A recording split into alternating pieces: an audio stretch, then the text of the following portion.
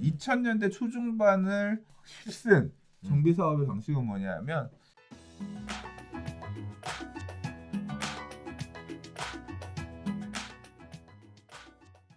자, 8번째 이야기 들어보도록 하겠습니다. 자, 소규모 자율정비 재건축 1호인 옐로트레인 재기가 이달 착공한다. 뭐 이런 얘기가 있는데요. 일단 생소한 거는 자율주택 정비 사업으로 추진 중인 서울 동대문구 제기동의 옐로우트레인 재기가 사업 시행가를 받아 이달에 착공할 예정이다. 자, 그런데 이 옐로우트레인은 저축 노후 주거지 개선을 위해 소규모 건축물을 맞벽 건축 방식으로 개발하는 자율주택 정비 사업 브랜드다. 자, 그래서 재밌는 얘기가 또 나와요. 자율주택 정비 사업 브랜드. 자, 그다음에 건축 협정을 통해 건축물 간 최소 이격거리 제한을 받지 않는다. 그래서 뭐 어쩌고저쩌고 얘기 나오는데 일단은 가보셨죠 여기? 네, 이게 지금 철거하는 중이라서 이게 근데 이제 도면이랑 이런 것들 네. 이제 어떻게 지을지, 어떤 컨셉으로 짓는 건지, 어떤 컨셉의 시행 사업인지 이런 것들은 잘 보고 이 담당하시는 분을 이제 여기 이 회사 담당자가 같이 학교 대학원 저 선배라서 잘 보고 왔어요. 아, 그래요? 네. 자율주택 정비 사업이 뭐예요 이게? 그러니까 자율주택 정비 사업이 뭐냐면 그러니까 이 약간 흐름을 좀 앞서서 얘기를 하면 2000년대 초중반을 실쓴 정비 사업의 방식은 뭐냐면 이만큼 재개발 구역이 있으면 그런 것들을 많이 뭉쳐가지고 이만큼 크게 재개발 사업들을 많이 묶어놓고 다 때려 부어서 아파트 단독주택을 헐고 다가구주택 다세대주택 헐고 아파트를 짓자.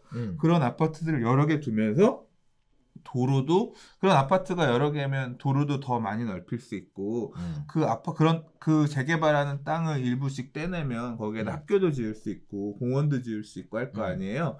이렇게 전면 철거 중심의 광역 재개발 재건축 사업이 2000년대 초중반을 휩쓴 트렌드였어요. 근데 금융위기가 오면서 그거 사업하다가 막 그렇게 크게 사업을 하려니까 시장이 안 좋아지니까 결국은 비싸게 잘 팔아야지 그 수익을 대가면서 할 수 있는데 그게 안 돼가지고 망한 사례들이 나오기 시작했거든요. 그래서 2010년대에 들어와서 생각해보니까 왜 지난 텀에 전면 철거 중심의 정비 사업이 망했냐 이유를 찾아보니까 약점들이 나온 거죠. 사업이 대규모 사업하다 보니까 시간도 많이 걸리고 그 과정에 이해관계를 조율하는 것도 너무 힘들고 그리고 이렇게 또 망하는 사례도 나온다. 그러면 이유는 뭐냐면 이렇게 크게 하려고 해서 그런 거다. 그리고 그렇게 하다 보니까 뭐밖에 안 되냐면 아파트밖에 안 남아. 그래서 이런 소규모 주택들 이런 부분들도 조금 살아남아야 되는데 싶어서 그러면 빨리 하고 빨리 추진해서 빨리 끝낼 수 있고 하는 그런 방식도 좀 생각을 해보자. 그리고 주택 형태도 그런 아파트 아닌 형태도 생각해보자 해서 방법을 나온 게 3가지가 있어요. 첫 번째는 자율주택 정비 사업, 두 번째는 가로주택 정비 사업, 세 번째는 소규모 재건축 사업인데 소규모 재건축 사업은 그냥 일반적인 재건축 보시면 돼요. 근데 면적이 조금 작은 200세대 이하의 작은 규모 재건축을 보시면 되고 가로주택 정비 사업은 옛날에 단독주택 재건축 사업을 대체한 이것도 소규모 재건축인데 약간 좀 혜택이 있는 재건축 약간 좀 다른 방식이라고 생각하시면 돼요. 근데 이 자율주택 정비 사업은 뭐냐면 재개발 구역이나 이런 데 해제된 열악한 곳이란 말이에요. 열악한 곳인데 당연히 열악하니까 정비를 해야 되는데 재개발 형태로는 안 하기로 했잖아요. 그렇죠. 그러니까 다른 형태의 정비 사업 방식이 필요한데 그냥 단독주택을 헐고 단독주택을 지으라는 거예요. 또는 다세대 주택을 짓거나 이런 것들을 지으라고 하는 건데 땅이 예를 들어 7, 80평이에요. 네. 그러면 뭘 할 수 있어요? 헐고 내가 다세대 주택 지어서 되고 올릴 수 있잖아요. 근데 땅이 25평, 30평 이렇게 있다고 해봐요. 그러면 거기에다는 내 땅을 재개발 해제가 됐어. 낡아서 뭔가 져야겠는데 내 땅이 30평밖에 안 되면 30평에 단독주택 지으면 되잖아 라고 생각하시겠지만 실제로는 짓기가 쉽지 않아요. 맞아요. 왜냐하면 주차 공간 확보도 어렵고 헐고 새로 짓는 과정에서 이 집을 지을 때 건폐율이라는 게 있기 때문에 이종 일반 지역 같은 경우 예를 들어 30%면 3, 68, 18평 지을 수 있잖아요. 18평 하에다가 계단 놓고 뭐 놓고 하면 이게 그리고 옆에 있는 필지랑 지금 여기 기사에서도 있지만 건축물관의 최소 이격거리 떠가면서 이렇게 하면 그 모양도 안 나오면서 실제로는 집을 제대로 지을 수가 없고 그래서 사업성이 안 나오니까 그냥 낡은 집으로 계속 살아야 되는 그리고 진입로 확보가 안 돼가지고 뒤에 이제 맹지나 이런 개발 이런 경우들도 많이 있단 말이에요.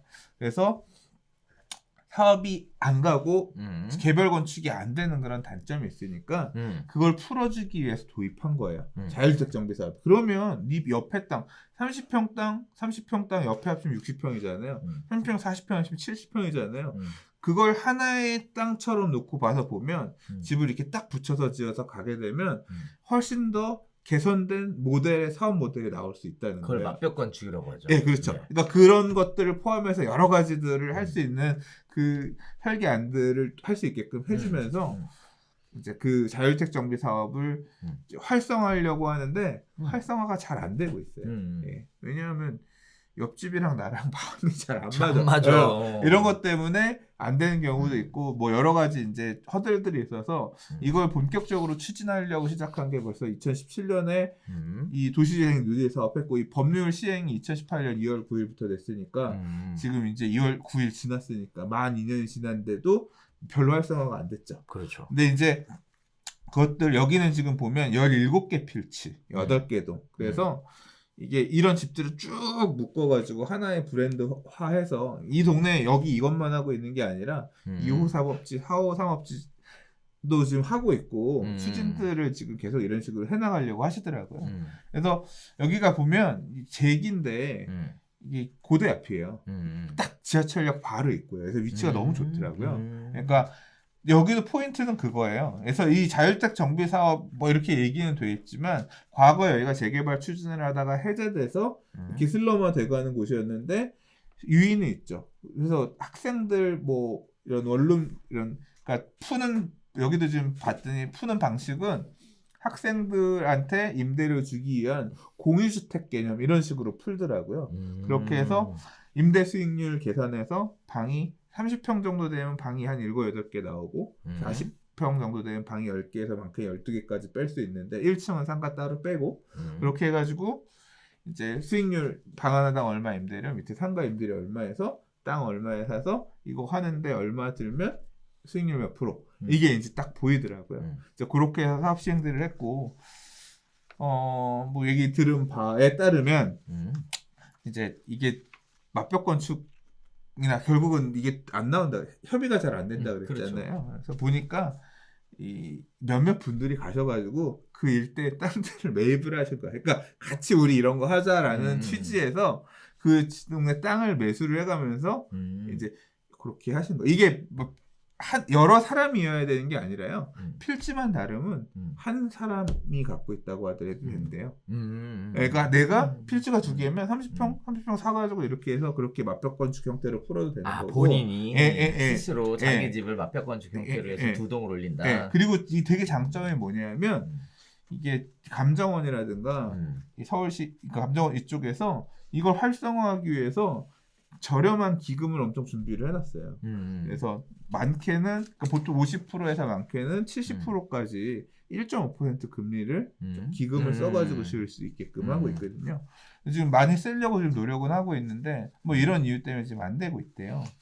저 처음 이거 봤을 때 되게 부정적으로 봤거든요. 이 기사를 봤을 때 왜 부정적으로 봤냐면 일단 여러 가지 얘기들이 다 좋은데 그 중에 맞벽 건축 얘기가 나오면서 그때부터 갑자기 확 마음이 상하더라고. 이유는 뭐냐면 뭐 소장님 얘기하시기 전이니까 맞벽 건축을 하면 나중에 처분을 하거나 추후에 내용 연수가 다 돼서 다시 개발을 할 때 이게 못 풀거든요, 이 문제.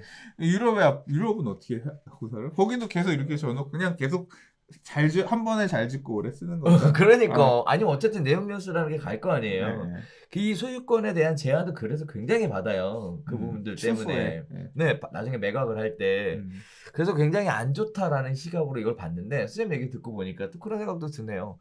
그래 내가 2필지에다가 각각 동 하나 해서 2개 동 올려가지고 그 건물을 맞벽 건축. 다시 얘기하면 건축은 2동이지만 소유자는 하나. 이러면 얘기가 또 달라지죠. 그죠? 각각의 동으로 갖고 있으면 되는 거니까. 그러니까. 그래서 그렇게 푸는 거는 그러니까 방법은 다양하게 있는 거고 이제 요거에서 그러니까 결국 또 핵심은 그거예요. 굉장히 저리의 금리를 이용해서 사업 시행을 하고 할 수 있고 이런 부분도 있고 하다 보니까 지금 이제 활성화해 가려고 하는 이제까지 흔히 보지 못했던 어떤 그런 곳 중에 하나고 음. 그래서 이걸 보니까 저는 그런 이게 제한적으로 사업성 이런 걸 따져보면 그러니까 결국은 핵심은 뭐냐면 땅값이 싸야 돼. 땅을 싸게 사야 시행 이익도 결국은 결국 모든- 본인이 해야 되는 그러면. 그렇죠. 이제 소유자, 그렇게 푸는 소유자가. 문제가 그렇게 가야지 음. 풀기가 되게 좋은 거고 그래서 또는 이제 지주들이 잘 옆집이랑 잘 마음이 맞으면 이렇게 하셔도 되긴 하는데 그 현실적인 문제는 그러니까 결국 돈이 있어야 돼. 옆집을 내가 사서 뭐 하든 그게 풀든가. 네 이런 움직임이 있더라. 나중에 이거 보시다가 잘 되면 좀 알려주세요. 궁금은 한데 개인적으로 쉬워 보이지 않는 사업이라. 그러니까 땅만 잘 사면 되는 것 같아. 땅을 잘 자기 사면. 땅에다 해야 된다며. 내가 뭐 그래야 돼. 자기 땅에다 자기가. 나는 내 땅이 없으니까 내가 만약에 할 거면 네. 내가 땅을 사서 네.